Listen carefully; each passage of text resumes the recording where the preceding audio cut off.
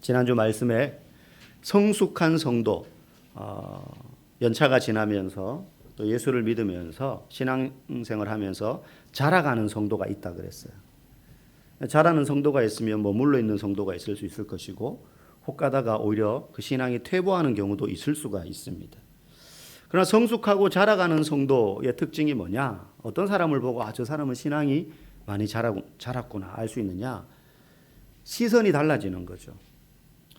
그래서 이 땅을 바라보고 사는 사람이 아니라 하늘의 소망을 쌓아두려고 이 땅을 살아가는 사람이 된다는 거예요. 여러분, 지향점이라는 게 굉장히 중요합니다. 어디를 바라보느냐. 인생을 살아가는데 모두가 똑같은 곳을 바라보고 사는 게 아니잖아요. 예를 들면 나는 열심히 공부해서 의대를 가서 의사가 될 거야. 이제 그런 꿈을 학생이 가지고 있다고 생각해 봅시다. 근데 두 학생이 있는데 한 학생은 어디를 바라보느냐 하면 나는 의사가 되어서 돈을 잘 벌 거야. 돈을 많이 벌면 이러저러한 것도 하고 사고 뭐 편하게 잘 살 수 있을 것 같아 라는 곳을 바라보고 의사가 되려고 해요.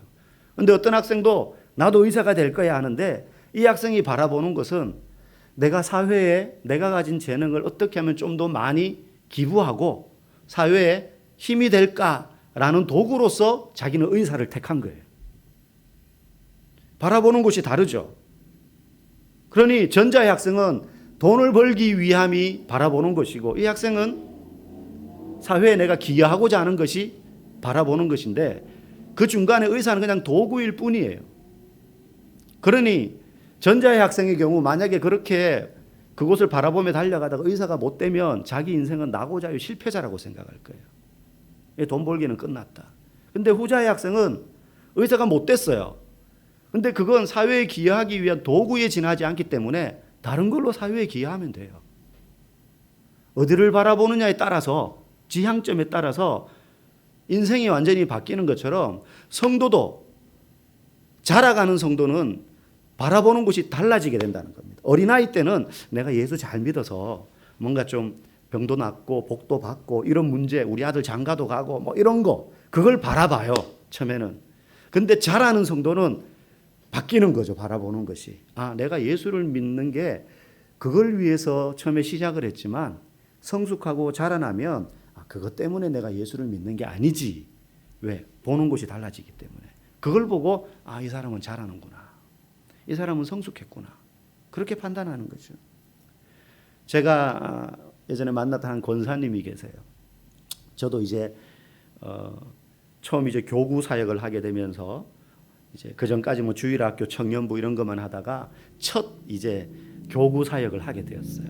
그래서 나의 교구가 생겨서 그 교구에 속한 분들을 신방하고 돕고 뭐 예배하고 이런 기도하고 이렇게 사역을 시작하게 됐는데, 이 권사님은 늘 교회에서 보면 웃음이 떠나지 않아요. 그 얼굴이 웃는 상은 아닌데 항상 사람들 앞에서 잔잔한 미소를 띠고 계신 분이에요. 그래서 교구를 하기 전에도 잘 알지는 못하지만 그냥 교회 내에서 오며 가며 얼굴 보는 정도지만 저분 참 인상 좋다 이런 느낌을 계속 가지고 있었거든요. 근데 이분이 이제 교구가 되면서 접촉을 하게 되잖아요, 저랑 한두 번씩 더. 보니까 웃음만 웃는 게 아니라 모든 사람에게 친절한 거예요. 그게 너무 자연스러운 거죠. 또 그 친절이 오버스럽지 않고. 그렇게 친절할 뿐만 아니라 대화를 해보니까 이분이 또 교양까지 철철 흘러 넘치시네.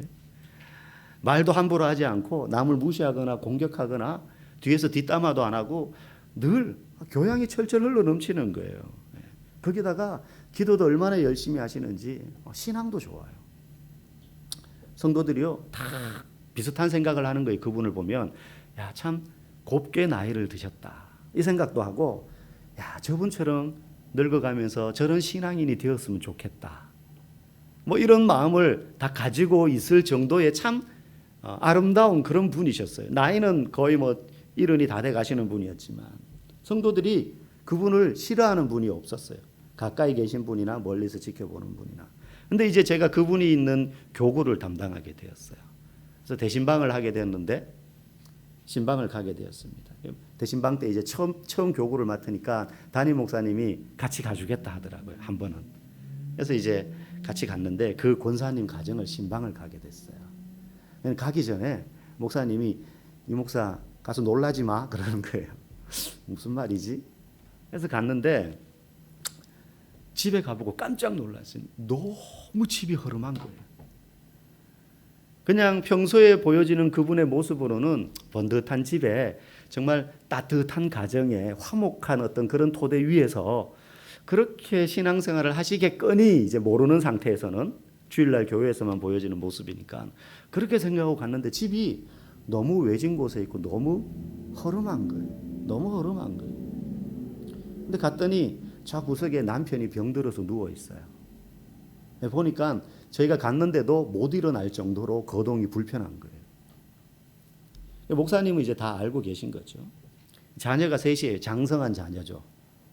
장성한 자녀인데 신방 가서 이러저러 이야기를 듣고 그 들은 걸로 제가 파악을 한 내용이 뭐냐면 그 세 명의 자녀 중에 한 명만 자기 자녀고 둘은 자기 자녀가 아닌 거예요. 그러니까 남편이 젊을 때 두 집 딴 여자하고 살림을 차렸던 거예요. 참 너무 기구한 인생을 살아오신 거예요, 이분이. 그래서 그 신방 시간에 뭐 저한테 그걸 알려줄 필요는 없으니까 뭐 기도 제목 듣고 나중에 나오면서 목사님이 이제 그런 얘기를 하시는 거예요. 권사님이 그런 인생을 살아오셨다고. 모르는 사람들은 교회에서 보고 다 저분은 그렇게 사셨을 거야. 참 좋은 분이야.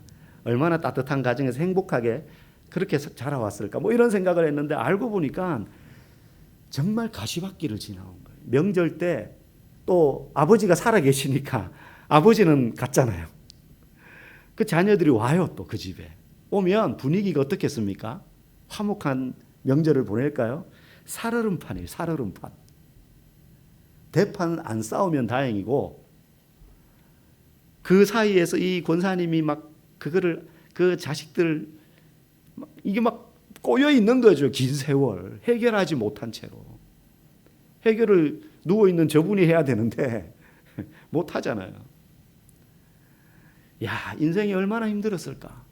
지금도 그 힘듦이 계속되고 있는 거죠. 도대체 어떤 삶을 살아오셨을까? 어떤 삶을 살아오셨을까? 그런데도 어떻게 그렇게 밝은 표정으로 저렇게 신앙생활을 예쁘게 하실 수 있을까? 교회에서 보여지는 그분의 모습은요, 자기 걱정은 하나도 하지 않아요. 그분의 기도 수첩을 본 적이 있어요.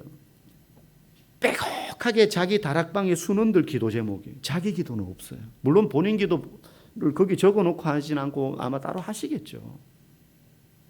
다 중보기도예요. 그런데 그 기도의 내용을 보면 이분의 기도 살아온 인생의 내용을 기도 제목으로 만약에 쓴다면 그것과는 비교할 수 없을 만큼 별것 아닌 것처럼 여겨질 정도의 다른 분들의 기도 제목을 빼곡히 적어놓고 응답받은 건 해결된 날짜 딱 체크하고 그렇게 기도하시는 거예요. 제가 절로 고개가 숙여지는 훨씬 성숙한 신앙인이셨어요. 훨씬 성숙한. 오늘은 그렇게 성장하는 성숙한 신앙인의 모습은 어떻게 이루어지는가? 신앙은 어떤 과정을 거쳐서 자라게 되는가를 잠시 살펴보고자 합니다. 우리 9절 말씀 앞을 보시고 한번 읽어보겠습니다. 시작. 이로써 모든 신령한 지혜와 총명에 하나님의 뜻을 아는 것으로 채우게 하시고. 첫 번째, 신앙은 어떻게 자라나? 성령이 주시는 지혜와 판단력으로 자란다는 거예요. 여기 모든 신령한 지혜와 총명이라는 말은 세상이 우리에게 주는 지식, 지혜, 경험 이런 게 아니라 성령을 통해서 받는 지식과 판단력이란 뜻이에요. 판단력. 그래서 예수 잘 믿으면 요거 하면 돈 벌 것 같아. 이 일하면 잘 될 것 같아. 이걸 지혜로 총명으로 주시는 게 아니라 성령께서 주시는 지혜와 총명이 있는데 그 성령이 주시는 지혜와 총명을 어디에 쓰느냐? 하나님의 뜻을 아는 것에 쓴다는 거예요. 그래서 성숙한 성도는 성경을 읽고 신앙생활 안에는 모든 것이 포함되지 않습니까? 기도하고 봉사하고 전도하고 헌금하고 뭐 남을 돕고 다 포함돼 예배 드리고 성경을 읽고 그 과정 속에 성령께서 지혜와 판단력을 주시는데 어디로 나아가도록 그 지혜와 판단력을 주시느냐? 하나님을 점점 알아가는데. 그래서 신앙생활을 잘해서 성장하는 성도는요, 하나님과 더 친밀해진다는 거예요. 하나님을 더 잘 알아가요. 더 잘 알아가요. 여러분, 우리는 예수를 믿으면 지혜를 주셔서 이 세상에서 잘 될 수 있는 어떤 방법을 선물로, 지식으로 깨닫게 하셨으면 좋겠어. 이런 기대를 우리는 한편에서 자꾸 합니다. 물론 하나님이 복 주셔서 정말 신앙생활 잘하는 자에게 복을 주셔서 물질의 복, 건강의 복, 만남의 복, 성공의 복 이런 거 얼마든지 주실 수 있습니다. 또 실제 그런 복을 받는 분들이 옆에 많이 있습니다. 저도 그런 분들 많이 만나봤고 이전과 이후의 삶이 완전히 달라졌던 분들 많이 보았어요. 그런데 그게 하나님이 우리에게 성령을 통해서 지혜와 판단력을 주시는 근본 목적은 아니라는 거예요. 성령께서 우리에게 지혜와 총명을 주시는 목적은 하나님의 뜻을 잘 알아가라는 데 있어요. 고난이 닥쳤을 때 이 고난을 우리에게 주시는 하나님의 뜻은 뭘까? 그걸 성령이 주시는 지혜로 알 수 있게 된다는 거예요. 여러분, 우리가 하나님의 뜻을 아는 것, 그게 왜 중요하냐? 하나님의 뜻을 아는 것이 우리에게 왜 필요하냐? 제가 예를 하나 들어 드릴게요. 제가 전원주, 지금 아파트 살고 있는데 전원주택으로 이사를 갔습니다. 갔더니만 아무래도 아파트보다는 이 보안, 그죠? 뭐 그냥 담타 넘으면 바로 집으로 들어오는 거니까 비밀번호 이런 것도 대문에 없고, 그래서 이거 좀 보안이 취약하다 불안해서 장날 시장에 가서 개를 한 마리 샀습니다. 아주 무시무시하게 자랄 것 같은 도사견 새끼를 한 마리를 딱 샀어요. 왜 샀을까요? 잘 자라서 집을 잘 지키라고. 그래서 싼 값에 강아지를 샀어요. 그래서 빨리 크라고 좋은 사료 먹이고 막 그냥 고기도 영양제도 부어서 주고, 그러니까 무럭무럭 자랐어요. 좋은 집도 만들어줬어요. 그래서 이 개가 뭐 덩치가 엄청 커졌어요. 그래서 이제 써먹을 때가 됐구나 해가지고는 쇠사슬로 묶어가지고 대문 가까이에 집을 딱 놔두고는 문 밖에 붙여놨어요. 개 조심 빨간 글자로 딱 붙여놨어요. 근데 문제가 생겼어요.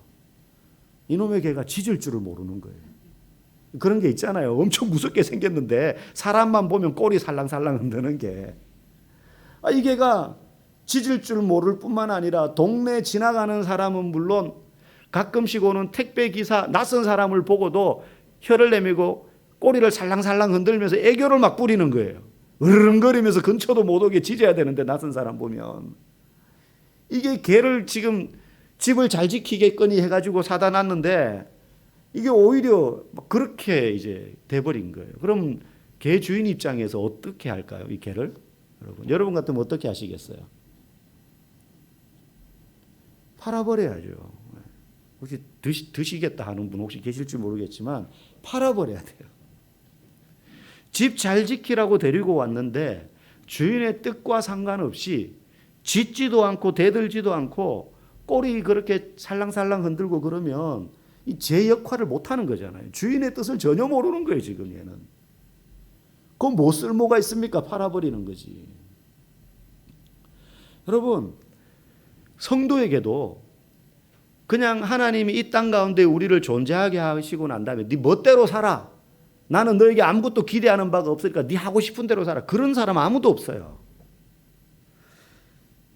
여러분, 이런 컵 하나도 만드는 사람이 어떤 목적으로 내가 이 컵은 어디에 써야지 하는 디자인을 생각하면서 만드는 거 아닙니까? 용도를.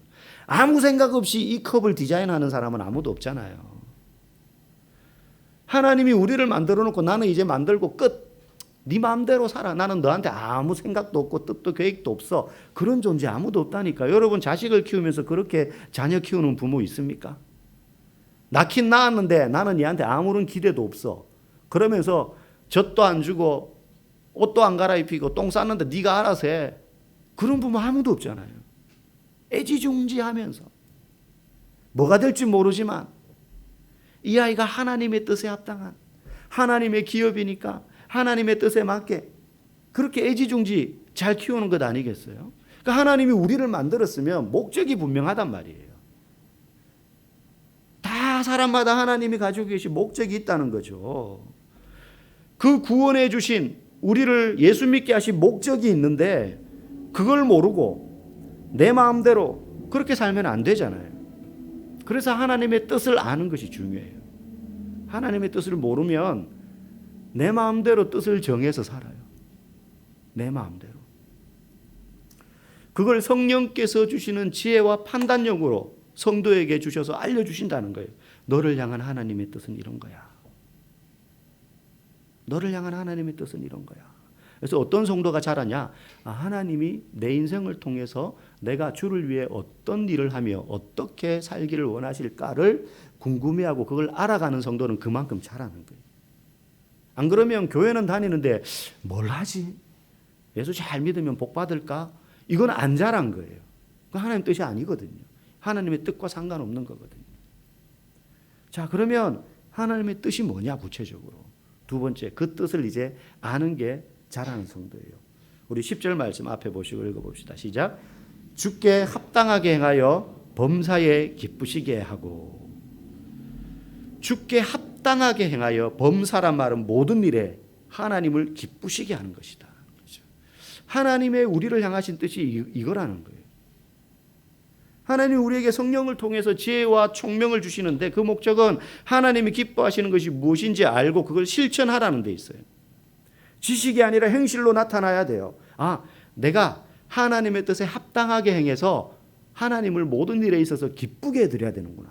공부하는 학생은 공부를 통해서 하나님을 기쁘게 하는 거예요. 물건을 생산해내는 생산자는 그걸 통해서 하나님을 기쁘게 하고, 장사꾼은 장사를 통해서 물건을 잘 파는데 그거 잘 팔아가지고 돈 벌어서 내가 기쁜 게 아니고 이거 물건을 파는 일을 통해서 내가 어떻게 하면 하나님을 기쁘게 할까? 예수님이라면 어떻게 하실까라는 유명한 책이 있습니다.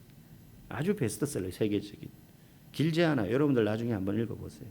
그 책에 보면 나오는 에피소드 중에 제목처럼 그래요. 거기에 보면 신문사 이제 사장이 등장을 합니다. 그 마을에. 근데 이분이 어느 날 고민을 하는 거예요. 예수님이 신문사 사장이라면 어떻게 이 신문사를 운영하실까? 그래서 그 고민을 하기 시작해요. 그래서 신문은 자기가 편찬하는 신문을 펼쳐봤는데 보통 신문에 보면 하단은 거의 광고가 많잖아요. 요즘 같은 뭐 아파트 광고, 무슨 광고 뭐 많잖아요. 근데 이제 보니까 그 광고 중에 주류 회사 광고가 되게 많은 거예요. 자기 앞 신문에. 술 파는 회사. 그래서 예수님이라면 이걸 안 좋아하실 것 같아라는 생각이 든 거예요. 예수님이라면 어떻게 하실까? 이 광고는 뺄 것 같은데.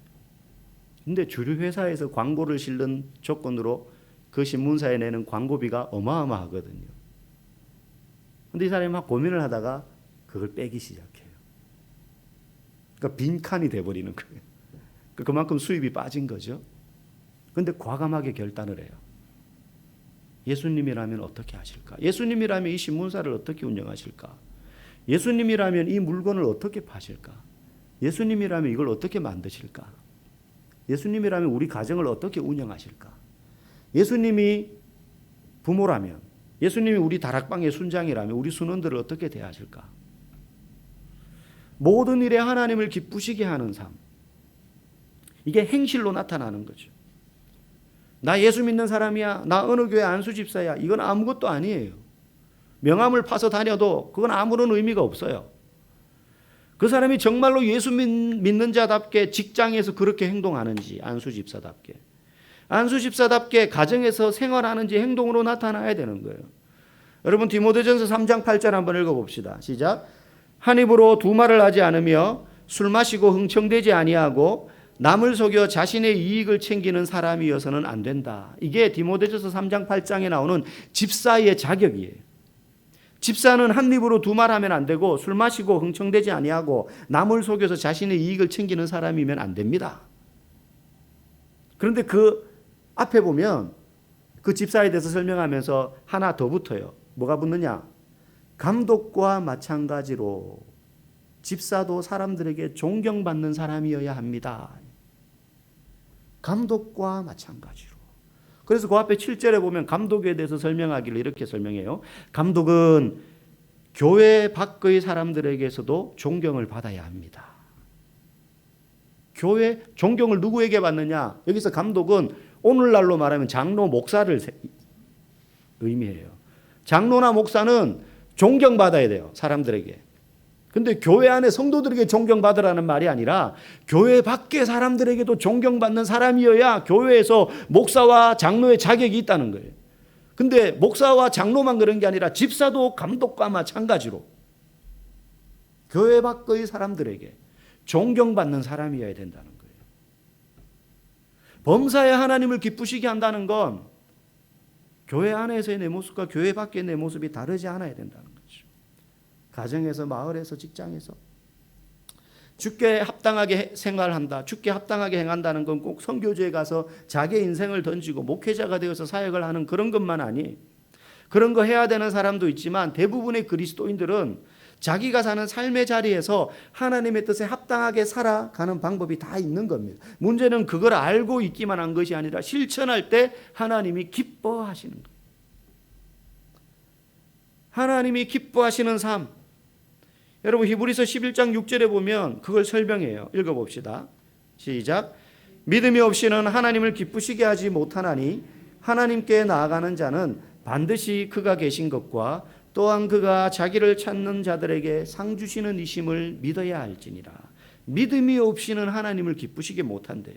그러니까 믿음으로 살 때 하나님이 기뻐하신다는 거죠. 모든 일에 있어서 하나님이 내 삶을 책임지시고 이끌어 가신다. 그걸 확신할 때 때로는 신앙 때문에 내가 좀 뒤처지는 것 같고 손해보거나 내 뜻과 상관없이 예수 믿는다는 이유로 어려움을 겪게 될 때도 낙심하지 않는 것, 그게 믿음으로 사는 거예요. 여러분 성경에 보면 요셉이 그런 삶을 살았습니다.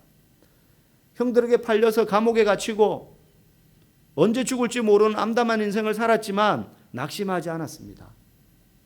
힘들었죠. 물론 죽을 만큼. 모세도 그렇게 살았습니다. 도망자 신세가 되어서 40년을 이름도 없이 빛도 없이 광야에서 사라져가는 목동으로 살았어요. 다윗도 그렇게 살았습니다. 사울에게 쫓겨다녔고 왕이 되고 난 다음에는 자식들끼리의 분쟁에 자식이 왕자리를 차지하는 바람에 도망다녔습니다. 제일 먼저는 노아 같은 사람이 있어요. 노아가 그런 삶을 살았어요. 모든 사람들이 해가 쨍쨍한 날 무슨 산꼭대기에서 배를 만드느냐 그러면서 비아냥되었어요. 비가 오기는 언제 오냐, 하늘을 봐라, 몇 날 며칠. 그렇게 비이성적이고 비상식적으로 살면 안 된다 할 때 노아는 하나님께서 언젠지 모르지만 비가 올 것이다라고 말씀하신 그 말씀을 믿고 믿음으로 순종했어요. 그래서 방주를 만들었고 결국 비가 왔고 노아의 가족만 구원받았습니다. 여러분 우리는 예수님께서 이 세상에 다시 오셔서 분명히 성경이 이야기하셨어요. 이 세상을 불로써 세상을 심판하심으로 알곡과 가라지를 구분하시고 알곡은 천국 창고에 들이고 가라지는 다 지옥의 불로 불태워버리겠다. 그 말씀을 우리는 믿고 살아요. 그러면 실제 그렇게 행동하느냐는 거죠. 사람들은 말합니다. 그런 허무맹랑한 사실을 이 최첨단의 과학의 시대에 믿는다는 게 말이 되냐. 혹시 그런 일이 생기더라도 인간은 그 발전된 지식의 힘으로 극복할 거다. 달날에 로켓을 쏴가지고 거기에 정착지를 만들어서라도 살 거다. 그렇게 말하지만 그날은 노아의 때와 같이 도둑같이 임할 것이라고 성경은 말합니다. 그리고 그날에 임하는 심판을 피할 사람은 아무도 없을 것이고 그날에 임하시는 그 재림의 예수님을 온 세상 사람들이 한 번에 동시에 다 보게 될 거다라고 말씀합니다. 그 기간 동안 우리가 그걸 믿는다면, 앞에서 목사가 말하니까 그런가 보다가 아니라 내가 그걸 진짜 믿는다면 우리는 이 세상에서 어떻게 살아야 됩니까? 하나님의 말씀에 순종함으로 묵묵히 방주를 준비했던 노아처럼 우리도 이 세상에 복음이라는 구원의 방주를 준비하면서 그 기간 내에 이 땅에서 내가 누리는 건강과 물질과 시간과 지혜와 지식을 주의 복음을 전하는 삶에 사용하는 것, 그것이 아는 것을 실천하는 삶인 거죠. 여러분 원래 우리 교회가 111 전도, 한 사람이 1년에 한 명은 전도하자. 되게 쉬운 것 같지만 아마 이 중에 지금까지 평생 예수 믿으면서 한 명도 전도 못 해보신 분들이 한 반은 될 것 같아요. 111 전도. 이게 실천하는 거예요. 아는 걸 실천하는 거. 이게 믿음으로 사는 거죠. 믿음으로 산다는 게 막 놀라운 일들이 내 인생에 뻥뻥 터지는 게 아닙니다. 이게 하나님을 기쁘게 하는 합당한 삶입니다. 저와 여러분 모두가 이런 삶을 사시기를 축복합니다. 마지막으로 세 번째, 어떤 사람의 신앙이 성장하냐. 11절 말씀 우리 앞에 읽어보겠습니다. 시작. 그의 영광의 힘을 따라 모든 능력으로 능하게 하시며 기쁨으로 모든 견딤과 오래 참음에 이르게 하시고. 세 번째, 신앙이 성장하는 사람은 주의 능력으로 견뎌냅니다. 견뎌내요. 신앙이 자란다는 건요, 영적인 어떤 은사나 능력이 막 더해져서 환상을 보고 예언하고 막 방언하고 기도하는 모든 일이 그 사람의 삶에 막 응답이 되고 그런 화려한 결과들만 있는 게 아니에요. 우리 가끔 간증하시는 분들 다니엘 기도 이런 걸 통해서 보잖아요. 그런 분들이 거기서 막 놀라운 간증들 막 하지 않습니까? 그게 그분의 인생에 막 매번 자주 일어나는 일일 것 같죠? 아닙니다. 10년, 20년 그 인고의 고난의 세월을 거치면서 주셨던 하나님의 귀한 한두 번의 은혜. 여러분, 기도하는 모든 일이 응답되는 그런 화려한 결과가 믿음이 자라는 게 아니라 모든 일에 견디고 참는 힘이 생기는 것을 말합니다. 모든 일에 견디고 참는 힘이 생기는 거예요. 11절 말씀처럼. 신앙생활 잘하는 분들과 그렇지 못한 분들의 차이가 뭐냐? 전자의 사람들은요, 잘 견뎌요. 잘 견뎌요. 어려움이 없다는 말이 아니에요. 믿음 좋은 사람은 오던 시련도 도망가고 생기던 문제도 한 방에 해결되고 일이 막 풀리고 기도가 다 응답되는 그런 일만 있는 게 아니에요. 믿음 좋은 사람은. 아까 서두에 설명드렸던 그 권사님 보세요. 그냥 보면 그런 것 같아요. 저분은 막 나날이 행복하고 기도하면 다 응답되고 하나님과 매일매일 동행하는 축복을 맛보고. 아니, 그 30년 40년의 세월을 그 남편의 학대와 바람피고 폭력 그런 문제를 고스란히 안고 그분이 견뎌왔어요. 믿음이 없었으면 견디지 못할 일이에요. 진작에 인생을 저주하고 비관하고 가정을 깼거나 본인의 생을 마감했거나 자식을 버렸거나. 믿음 좋은 사람이나 믿음 없는 사람이나 시련과 실패와 고난은 언제든지 찾아올 수 있습니다. 그런데 그 어려움 앞에서, 인생의 시련 앞에서 믿음 좋은 사람은 무슨 기도를 주문처럼 사용해서 기도만 하면 펑 하고 그런 문제가 사라지는 그런 것이 아닙니다. 그 어려움 앞에서 견디는 것입니다. 11절 말씀. 그의 영광의 힘을 따라 모든 능력으로 능하게 하시며 기쁨으로 견딤과 오래 참음에 이르게 하시고.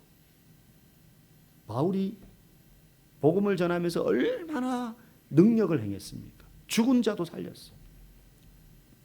근데 정작 본인은 고치지 못한 질병 때문에 죽을 때까지 통증에 시달렸고 가는 곳마다 살해의 위협을 받았고 감옥에 갇히고 두들겨 맞고 배가 파산하고 견디는 거예요. 믿음은 견디는 것입니다. 그런데 그걸 견딜 때 혼자 견디는 게 아니에요. 11절 말씀처럼 그의 영광의 힘을 따라 모든 능력으로 능하게 하시는 하나님의 능력으로 견디는 것입니다. 그 견디는 시간 속에서 하나님의 도우심의 손길로 문제가 빨리 해결되기도 하고 병의 치료가 진전을 보이기도 하고 어떤 경우에는 정말로 한 번에 그 문제들이 사라집니다. 저의 인생에도 저희 가정에도 그런 일들이 많이 있었습니다. 제가 예전에 많은 간증 예로 들어드렸지만, 그래서 믿음 좋은 사람들은 시련이 올 때 이렇게 기도해요. 하나님, 이 문제가 제 앞에서 빨리 사라졌으면 좋겠습니다. 당연한 기도 아니겠습니까? 돈 문제, 질병 문제 빨리 해결되었으면 좋겠습니다. 그런데 이 시련 앞에서 또한 내가 하나님을 불신하거나 원망하지 않도록, 이 고난의 문제 앞에서 낙심하지 않도록 나를 붙잡아 주시옵소서. 이 과정을 내가 잘 견디고 걸어갈 수 있도록 주님 나와 동행해 주십시오. 주님의 손을 놓지 않게 해 주십시오. 이렇게 기도하는 거예요. 우리 마지막으로 시편 23편 4절 말씀 한번 읽어보겠습니다. 시작. 내가 사망의 음침한 골짜기로 다닐지라도 해를 두려워하지 않을 것은 주께서 나와 함께 하심이라. 주의 지팡이와 막대기가 나를 안위하시나이다. 이 시는 하나님이 나의 목자가 되시기 때문에 나는 부족함이 없다라는 구절로 1절이 시작됩니다. 여호와는 나의 목자시니 내게 부족함이 없으리로다. 여러분, 부족함이 없는데 왜 뒤편에 가서 사망의 음침한 골짜기로 내가 다닐 거라고 말합니까? 부족함이 없으면 사망의 음침한 골짜기도 인생에 없어야 되잖아요. 우리는 적어도 그렇게 생각합니다만 이 말씀은 성도도 사망의 음침한 골짜기로 다닐 수 있다라고 분명히 말합니다. 죽을 것 같은 시간들이 찾아온다. 그런데 그 시간에 그 사망의 음침한 골짜기로 성도도 다닐 수 있지만 주께서 그때 나의 목자가 되시기 때문에 나와 함께 하셔서 그분의 지팡이와 막대기가 나를 안위라는 말은 든든하게 지켜주신다.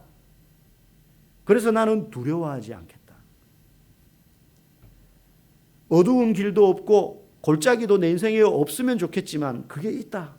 그런데 주의 지팡이가 나를 든든히 지켜주시기 때문에 나는 두려워하지 않겠다. 이 고백인 것입니다. 여러분, 오늘 이 세 가지를 기억하십시오. 첫 번째, 성령이 주시는 지혜와 판단력으로 하나님의 뜻을 아는 사람. 두 번째, 그 뜻대로 주께 합당하게 행하는 사람. 모든 일에 하나님을 기쁘시게 하는 삶을 사는 거죠. 마지막 세 번째로, 주의 능력으로 어려움을 견디고 이겨내는 사람. 이 사람의 신앙이 성장하는 신앙입니다. 성장하는 신앙입니다. 성장하는 성도, 자라나는 성도는 이 과정을 다 거칩니다. 어느 한 사람도 예외가 없습니다. 그래서 성숙한 성도의 이야기를 들어보면 눈물 없이는 들어볼 수 없는 고난의 가시밭길이 다 있어요. 혹시 지금 이런 골짜기를 지나가고 계신 분이 계시다면 10절 말씀처럼 내가 하나님을 더 아는 것에 자라가고 있음을 여러분 생각하시면서 그 과정을 통하여서 그 누구도 따라올 수 없을 만큼 주님을 알아가고 더 성장해가고 자라가는 성도들이 다 되기를 주님의 이름으로 간절히 축복합니다.